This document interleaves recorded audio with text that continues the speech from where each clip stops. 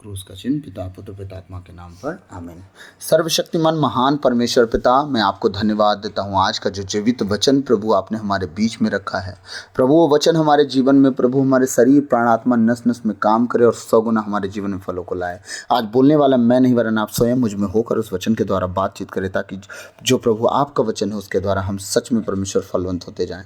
हमारे जीवन की हर एक कमी घटी, हर एक भय, हर एक डर, हर एक कमजोरियां खत्म हो जाएं यीशु के नाम से, और हम सच में सब प्रभु तुझ में बढ़ते जाएं। सारी आदर आपको देता हूँ परमेश्वर। बोलने वाला मैं नहीं और वाह मैं कुछ हूँ नहीं परमेश्वर, सब कुछ आप हैं। और पिता आप ही के नाम से यीशु मैं मांगता हूँ, सुनिए और दया से ग्रहण कीजिए, आमीन। प्रभु का वचन कहता है, संत लूकस अध्याय 12 पद संख्या हम 4 से लेकर 7 तक देखेंगे। संत लूकस अध्याय 12 पद संख्या 4 से लेकर 7 तक मैं प्रभु का वचन पढ़ूंगा आपके लिए। मैं तुम अपने मित्रों से कहता हूँ। वो किससे बातें कर रहा है? अपने मित्रों से। तो अब बताइए कौन उसके मित्र हुए? 12 चेले, ठीक है। जो अब किसको मित्र यीशु बोले हैं मालूम है? आप लोगों को मालूम है किसको मित्र बोले हैं? किसको? जो उसके वचन के अनुसार जिंदगी जीता है वही उसका मित्र है। सब लोग उसके मित्र नहीं हैं। बुलाए हुए पूरी दुनिया के लोग हैं, पूरी मानव जाति धरती पर जितने जात धर्म के लोग हैं, चाहे वो आदि मानव हो क्यों ना हो, जंगली जो किसी को नहीं जानते, मार के खा जाए इंसानों को पाके, है ना, उन्हें भी उसने बुलाया है। लेकिन चुने हुए थोड़े हैं, ज़्यादा नहीं चुने हुए हैं। फसल बहुत है कटनी के लिए लेकिन मजदूर थोड़े हैं। सारी बातें क्यों बार बार लिखी जा रही है? बुलाए हुए बहुत हैं लेकिन चुने हुए कम। चुने हुए वो लोग हैं जो प्रभु के वचन को सुनते हैं और उसके अनुसार चलते हैं, ठीक है।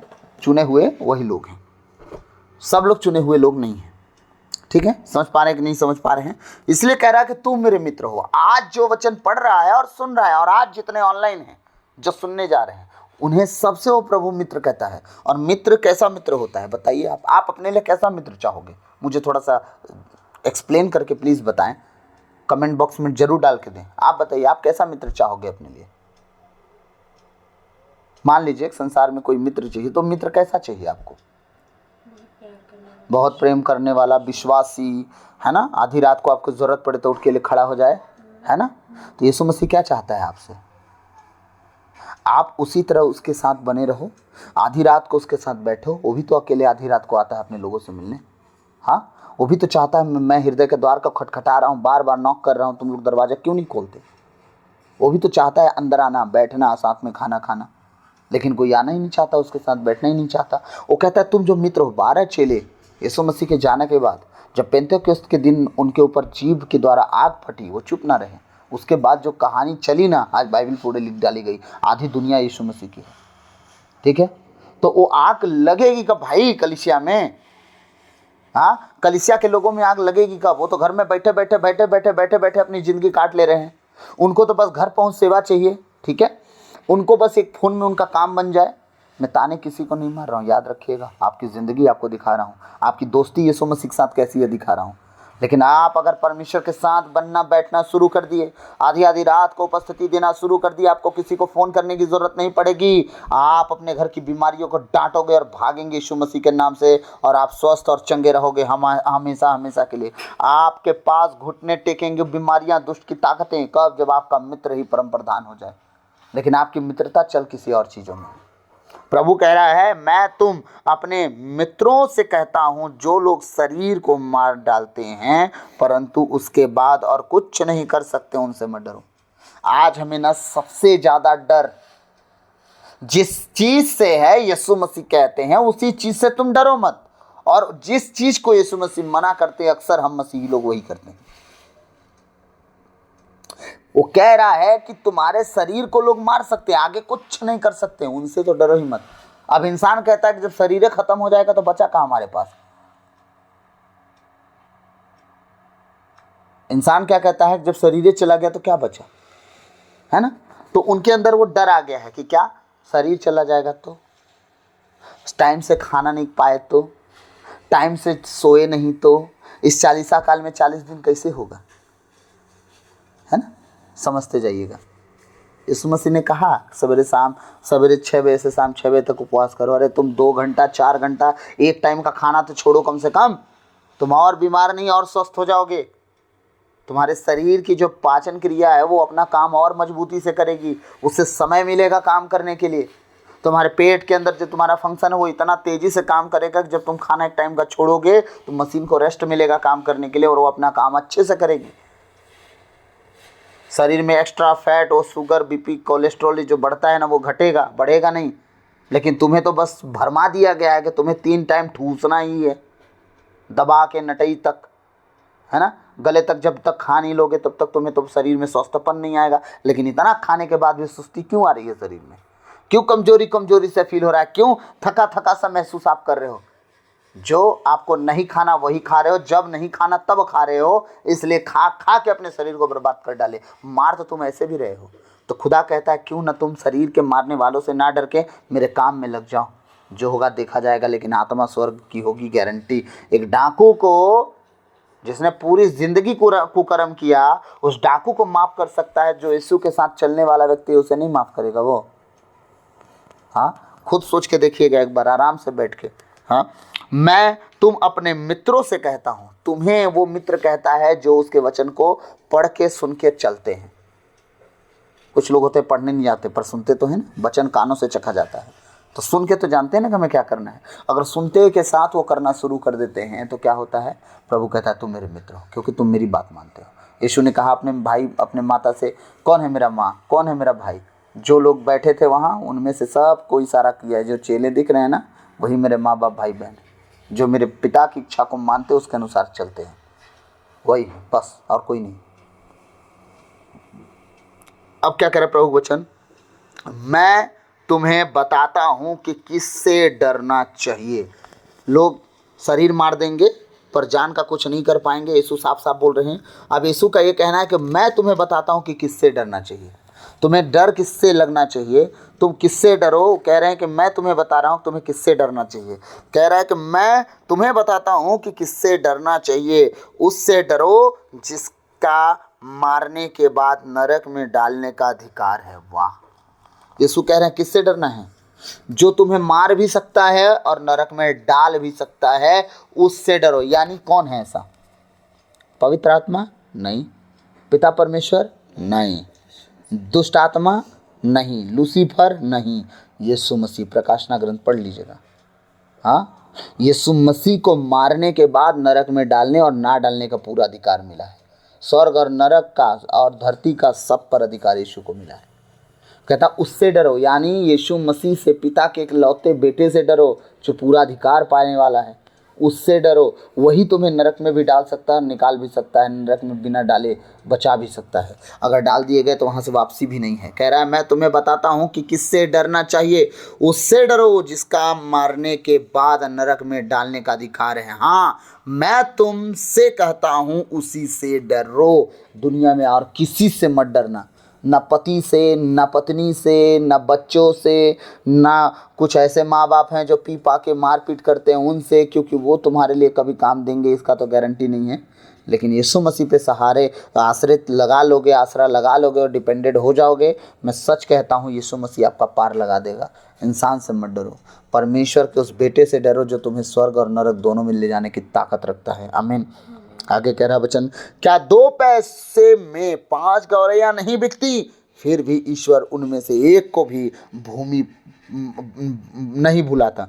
कह रहा है 2 पैसे में 5-5 गौरैया बिक जाती हैं दूसरों के हाथ में। ठीक है, आज तुम्हारे जीवन में जितनी तकलीफें, गरीबी, लाचारी, दुख, बीमारी चल रही है, तुम दुष्ट के हाथ में बिक सकते हो, लेकिन याद रखना परमेश्वर तुम्हें नहीं भुलाता। जब तुम परमेश्वर की ओर दुहाई दोगे उसी दिन परमेश्वर तुम्हें ऊंचा उठा लेगा, उसी दिन तुम्हें हाथों हाथ उठा लेगा, लेकिन भूमि पर गिरने नहीं देगा, नष्ट नहीं होने देगा, सड़ने नहीं देगा, क्योंकि वो भी जानता है कि मिट्टी परमेश्वर की महिमा नहीं कर सकती, मुर्दे परमेश्वर की स्तुति नहीं कर सकते। इसीलिए परमेश्वर कहता है कि क्या 2 पैसे में 5 गौरैया नहीं बिकती? वो कहता है तुम उनसे कीमती हो। गौरैया बिक जाती हैं लेकिन तुम उनसे कीमती हो। हाँ, 5-5 गौरैया का वैल्यू तुम्हारे इतना नहीं है, तुम बहुत कीमती हो। 5 पंछियों से भी ज़्यादा तुम कीमती हो, 5000 लोगों से भी तुम ज़्यादा कीमती हो, क्योंकि वो तुमसे प्रेम करता है। सारे लोग उसके मित्र नहीं हैं। जो लोग उसके मित्र हैं वो कहता है तुम्हारे बदले, एक के बदले पूरा राष्ट्र, जैसे भारत हो गया, पाकिस्तान हो गया, बांग्लादेश हो गया, श्रीलंका हो गया, वो अमेरिका हो गया, है ना। तो कहता है ऐसा ऐसा एक एक राष्ट्र एक क्षण के बदले दे दूंगा, तुम्हारे बदले राज्य राज्य को दे दूंगा। हाँ, ऐसा परमेश्वर है वो कि एक एक 2 पैसे में 5 गौरैया बिकती हैं। अब सोच के देखो, कहता है कि ये हालत है, लेकिन मैं जब तुम्हारी बात करूंगा ना तो तुम उनसे कहीं ज़्यादा बढ़ के हो। सोचो मैं तुम्हारे बदले राष्ट्र राष्ट्र को दे सकता हूँ, तो सोचो तुम कैसे मेरे मित्र हो। और ऐसा आपका दोस्त है कि वो सब कुछ कर सकता है, उसके लिए कुछ भी असंभव नहीं। ऐसा मित्र है कि स्वर्ग में बैठ के एक बार घुड़की मार देना, पहाड़ी कांप जाए, हाँ, धरती थरथरा जाए। सोच के देखिए, ऐसा परमेश्वर मित्र है आपका। एक बार हुक्म दे अगर परमेश्वर अपने दूतों को, वो दूत पलटन लेके आएंगे, और एक दूत एक रात में एक ही झटके में 1,85,000 को मार सकता है। तो 12 पलटन के दूत अगर आ जाएं तो क्या करेंगे? पूरा भारत का जीवन लीला 1 सेकंड में खत्म, कुछ नहीं बचेगा। अगर ऊपर से स्वर्ग, जब लूसीफर पटका गया था धरती पर, तो धरती पर कितना भयानक आतंक छाया था, इतना भयानक आग लगी थी धरती पर जब वो गिरा था। तो वैज्ञानिक कहते हैं कि उल्का पिंड गिरा था, और एक ही बार एस्टेरॉइड गिरा है, अब तक वैसा नहीं गिरा, है ना। तो धरती के ऊपर बड़ा हाहाकार मच गई थी भाई। तो दोबारा काहे नहीं गिरा वो एस्टेरॉइड? ऐसा शैतान पटका गया था स्वर्ग से धरती पर उस समय। समझ में आ रहा है? सोच के देखिए, उसके गिरने से पूरी धरती तबाह हो सकती है। परमेश्वर के दूत उसी की तरह जो हैं, है ना, सामर्थी, वो तो अब सामर्थी भी नहीं है, ठीक। परमेश्वर के दूत अब सामर्थी हैं। अगर वो धरती से अगर नीचे अगर उतरें, बिना पटके उतरें, तो सोच के देखिए अगर एक साथ उतर जाएं तो क्या होगा धरती का हाल। धरती फिर से तैरने लगेगी अंदर डूब के, ये हालत हो जाएगा। ये है परमेश्वर की ताकत, और वो कहता है तुम मेरे मित्र हो। और हमारी औकात है क्या उसके सामने? लेकिन हम अपने आप को अभी भी अंग्रेज बनाते घुमा रहे हैं कि हम बहुत कुछ कर सकते हैं, बड़ी बुद्धिमान हैं, है ना, हमारे अंदर बहुत ताकत है, पैसा है, हम सब कुछ कर सकते हैं। जिस दिन तकलीफ़ें शरीर में घुसती हैं उस दिन सब पता चल जाता है कितने धनवान हो, कितने बुद्धिमान हो। डॉक्टर बोलता है कि नहीं हो पाएगा, है ना। तुम पूरा घर, किडनी, गुर्दा बेच दो अपना, पैसा ला के गाँच दो, लेकिन इसका इलाज नहीं हो सकता। तब पता चल जाता है कितने पैसे वाले हैं। एक अमीर घर में अगर लकवा घुस जाता है तो क्या उनका इलाज करा पाते हो? पैसा तो उनके पास बहुत है, इलाज करा पाए? नहीं ना। इसलिए मैं आप सबसे विनती करता हूँ, बार बार, आप चाहे ताना समझ लो, चाहे कुछ समझ लो, आप मेरे माता पिता भाई बहन की तरह हैं। मैं आप सबसे सच कहता हूँ, विनती करता हूँ, अपने खुदा से लिपटे रहो, अपने परमेश्वर से ऐसे लिपटे रहो कि शैतान भी अवसर ढूंढे भी तो ना पाए। क्योंकि शैतान दरवाजे पे घात लगा के बैठे रहता है। तुम एक गलती करो, एक गलती तुम करो और तुम्हारी ज़िंदगी में बर्बाद कर दूँ बस। अभी पिछले दिनों की एक गवाही याद आ रही, मैं दे रहा हूँ आप लोग को। एक बहन थी, उसने कहा कि भैया मैं अभी दूसरों के लिए प्रार्थना कर रही हूँ, उनके जीवन में बहुत बदलाव आ रहा है, और वो इतना ढीठ है कि मेरी एक बात मानने से 10 बात अपनी मनवाती है मेरे से ही उल्टा। अब मेरा लेना ना देना, ठीक है। मैं उसको उसके हाल पे छोड़ दिया हूँ, क्योंकि जब लोग बात नहीं समझते ना, समझाने से भी, तो मैं ना कुछ नहीं बोलता। भाई देख लो, उसके ज़िंदगी में ऐसा हाल है कि बेचारी वो 2-2.5 सालों से अपने पारिवारिक जीवन में अलग अलग रह रहे हैं। पति पत्नी के ज़िंदगी में बड़ी दुविधा चल रही है। वो अलग रह रही है, सिस्टरों के कॉन्वेंट में रह के पढ़ाई कर, मतलब बच्चों को पढ़ाती है। जॉब भी अभी छोड़ दी है प्रभु से प्रार्थना करने के चलते। तो प्रार्थना करते करते करते ऐसा हुआ कि प्रार्थना करते करते उसका पति उसका नंबर ब्लैक लिस्ट में डाला था। वो सारे नंबर, मतलब बातचीत धीरे धीरे शुरू होने लगा, फिर उन लोग का बात होने लगा, सब कुछ ठीक होने लगा। जब वो दूसरों के लिए प्रार्थना शुरू कर दी, अचानक से उसके पति का माइंड फिर गया, वो गुस्सा आ गया, उसका नंबर फिर से ब्लैक लिस्ट में डाल दिया, गाली गलौज किया और ख़त्म। है कौन? मसीही लोग। आप ये मत सोचना कि आप बड़े धर्मी बन गए 2 प्रार्थना सुन के। मैंने ताना मारने के लिए नहीं बोल रहा हूँ, फिर से बता दे रहा हूँ। शैतान को उन व्यक्तियों से कभी दुख नहीं होता, ना गुस्सा आता है जो प्रार्थना दूसरों के लिए नहीं करते। असल में शैतान उनसे नाराज होता है और गुस्सा होता है जो अपने साथ साथ दूसरों के लिए भी प्रार्थना शुरू कर देते हैं। थोड़ा समय प्रार्थना में बिताने के बाद अपने आप को सोचते हैं हम टैंकर हो गए हैं, अब जहाँ चलाएंगे तो बन जाएंगे, उड़ जाएगा। ऐसा कुछ नहीं है। तुम्हारे बीते हुए जीवन की गलतियों को उठा के ले आता है और तुम्हें उठा उठा के पटकता है। तो तुम्हें कुछ नहीं कर पाएगा वो, तुम्हारे शरीर को नहीं छेड़ पाएगा, तुम्हारे हड्डी को नहीं छेड़ पाएगा, तुम्हारे, अगर तुम सही जीवन जी रहे हो तुम्हें कुछ नहीं करेगा। लेकिन तुमसे जुड़े तुम्हारे प्रिय लोग जो हैं, सबसे पहला प्रिय पति पत्नी के जीवन में कौन होता? पति या पत्नी। दूसरा प्रिय को होते हैं उसके औलाद, ठीक है। तीसरे प्रिय कौन होते हैं? उसके माता पिता। समझ पा रहे हैं? चौथे प्रिय उसके भाई बहन। हाँ, ये सारे ये जो प्रिय लोग हैं ना, वो कितने आत्मिकता में हैं शैतान देखेगा, और उनमें से अगर कुछ गलतियां पुरानी कुछ रह गई और सही से उनका पश्चाताप नहीं हुआ, तब शैतान उन पर बड़ी खतरनाक अधिकार लेता है। क्यों? क्योंकि कल के दिन बहुतों के जीवन को उठा पटक कर सकते हैं, मेरे गढ़ों को तोड़ सकते हैं। शैतान सोचता होगा मेरी ताकत को ख़त्म कर सकते हैं, इन्हें मारो, ताकि इनका ना ये डीमोटिवेट हो जाए, इन होपलेस हो जाए, इनकी ज़िंदगी बर्बाद हो जाए। और सबसे इम्पोर्टेंट क्या है, जब ये डीमोटिवेट हो जाएंगे, होपलेस हो जाएंगे, तो ये प्रार्थना कम करेंगे, आराधना कम करेंगे, स्तुति कम करेंगे। लेकिन अय्यूब की तरह अगर आप बन गए, प्रभु तूने दिया तूने लिया, तेरा नाम धन्य हो, और फिर आपकी प्रार्थना बनी रहे, वो 1 गुना शैतान लिया, परमेश्वर 2 गुना लौटाने का सामर्थ्य रखता है। आमीन। तो ये परमेश्वर है, 1 गुना अगर आपका नुकसान शैतान किया तो 2 गुना भरपाई से लौटाता है। और मैं सच कहता हूँ, कभी कभी आपका जब नुकसान हो तो ये ना सोचो कि आपका नुकसान हुआ अब हमारा क्या होगा, नहीं, तुम ये सोचो कि प्रभु ने हमारे लिए बुराई में भलाई उत्पन्न करने की ताकत दी है। कि हम, परमेश्वर कहता है कि मैं बुराई में भी भलाई उत्पन्न करता हूँ, तो वो मेरे लिए बुराई में भलाई उत्पन्न करने जा रहा है। बात खत्म, मुझे कोई फर्क नहीं पड़ता, जो हो गया सो हो गया, अब ऐसा नहीं होगा। अब मेरा प्रभु बुराई में भलाई ही उत्पन्न करेगा मेरे लिए। आमीन। कह रहा है हाँ तुम्हारे सिर के बाल बाल गिने हुए हैं।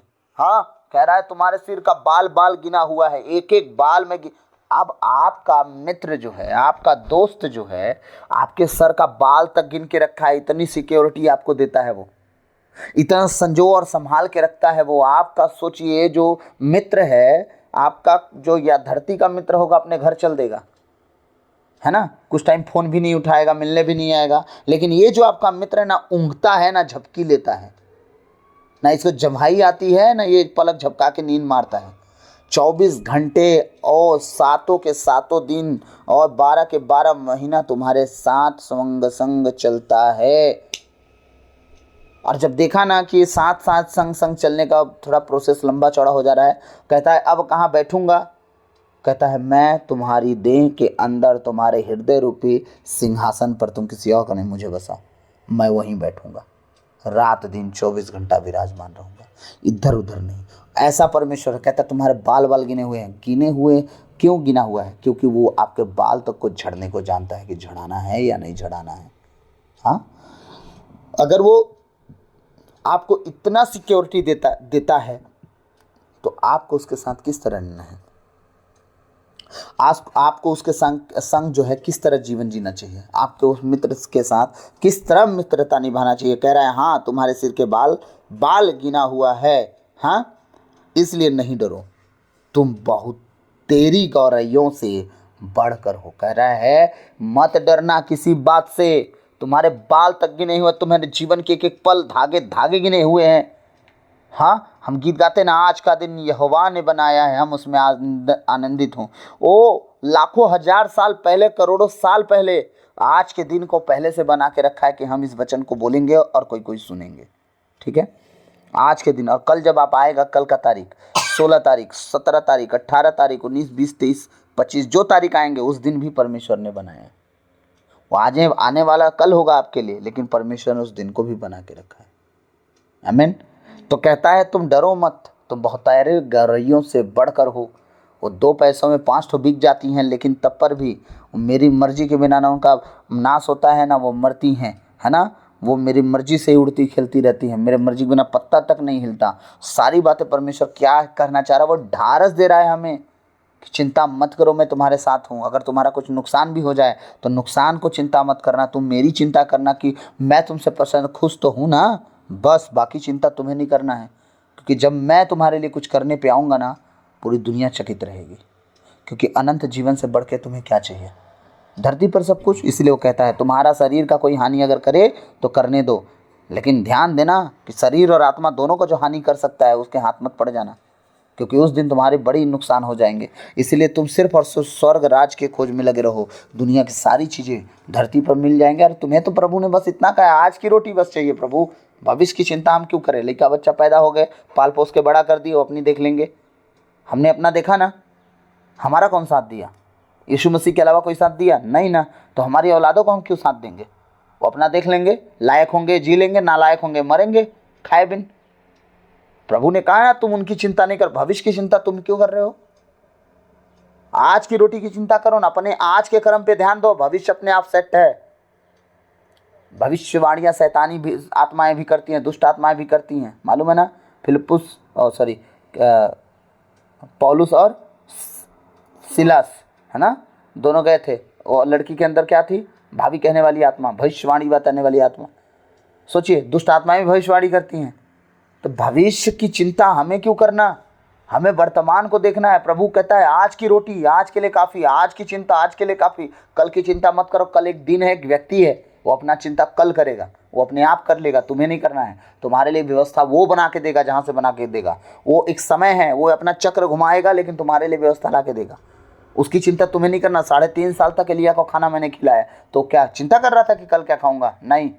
इसीलिए मैं फिर से कह रहा हूँ, कल की चिंता ना करो, कल अपनी चिंता अपने आप करेगा। तुम आज का वर्तमान देखो कि तुम्हें वर्तमान में कैसे जीवन जीना है, वर्तमान में कैसा जिंदगी जीना है, वर्तमान में तुम कैसे चल रहे हो, कैसे तुम्हारी पवित्रता, खराई, नम्रता, दीनता, आराधना, प्रार्थना, संगति, उपवास, वचन पढ़ना, क्या चल रहा है तुम्हारे साथ। आज जो तुम करोगे भविष्य तुम्हारा लिखा जाएगा। आज जो तुम बिगाड़ोगे भविष्य तुम्हारा बिगड़ता चला जाएगा। तुम्हारे औलादे, आने वाली पीढ़ियां, 1000 की 1000 पीढ़ियां। परमेश्वर कहता है श्राप मात्र 4 पीढ़ी, लेकिन आशीष है 1000 पीढ़ी। तो आशीष का काम आज करो, अपने बच्चों को सिखाओ आशीष का काम आज से ही। 1000 पीढ़ी ब्लेस हो गए तुम, तुम्हारी औलादे, आने वाले नाती पोते। आमीन। God bless you all. प्रभु आप सबको बहुतायत से आशीष दी इस वचन के द्वारा। आमीन। सबको जय यीशु।